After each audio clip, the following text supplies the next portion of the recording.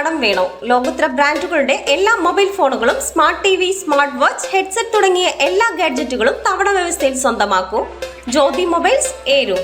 DYFI Anchal block കമ്മിറ്റിയുടെ നേതൃത്വത്തിൽ നടത്തുന്ന സ്കൂൾ തുറന്നു പ്രവർത്തിക്കുന്നതുമായി ബന്ധപ്പെട്ട ശുചീകരണ പ്രവർത്തനങ്ങൾക്ക് തുടക്കമായി.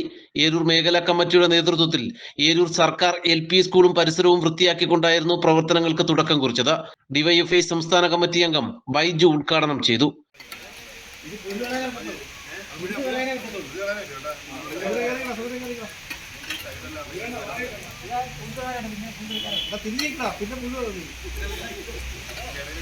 സ്കൂൾ തുറപ്പുമായി ബന്ധപ്പെട്ട് നമ്മുടെ സംസ്ഥാനത്തെ മുഴുവൻ വിദ്യാലയങ്ങളും ഡിവൈഎഫ്ഐയുടെ യൂത്ത് ബ്രിഗേഡ്, ഡിവൈഎഫ്ഐയുടെ വോളണ്ടിയർമാർ ശുചീകരിക്കുന്ന പ്രവർത്തനത്തിന് ഡിവൈഎഫ്ഐയുടെ സംസ്ഥാന കമ്മിറ്റി ആഹ്വാനം ചെയ്തിരിക്കുന്നു.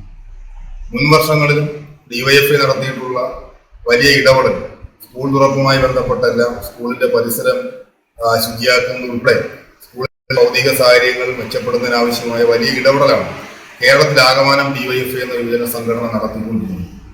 അതിന്റെ ഭാഗമായി തന്നെയാണ് ഇന്നിപ്പോ ഡിവൈഎഫ്ഐയുടെ അഞ്ചൽ ബ്ലോക്ക് കമ്മിറ്റി വളരെ മാതൃകാപരമായി ബ്ലോക്ക് മേഖലയിലെ മുഴുവൻ സർക്കാർ ഉൾപ്പെടെയുള്ള സ്കൂളുകൾക്കകത്ത് ഈ ശുചീകരണ പ്രവർത്തനം ഏറ്റെടുക്കാൻ വേണ്ടി തീരുമാനിച്ചു.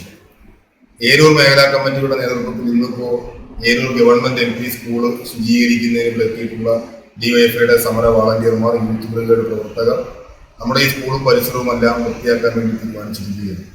അപ്പൊ അവരെ ആദ്യം തന്നെ ഡിവൈഎഫ്ഐയുടെ സംസ്ഥാന കമ്മിറ്റിക്ക് വേണ്ടി അഭിവാദ്യം ചെയ്യുകയാണ്.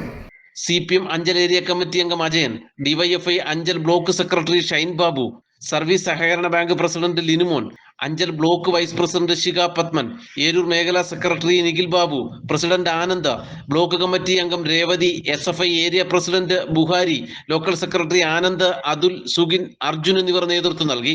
കുട്ടികളുടെ സുരക്ഷ ഉറപ്പുവരുത്തുന്നതിന്റെ ഭാഗമായിട്ടാണ് സംസ്ഥാന കമ്മിറ്റിയുടെ ആഹ്വാനപ്രകാരം ശുചീകരണ പ്രവൃത്തികൾ പ്രാദേശിക നേതൃത്വങ്ങൾ ഏറ്റെടുത്ത് നടപ്പിലാക്കുന്നത്. നാട്ടുവാർത്ത, ഏരൂർ.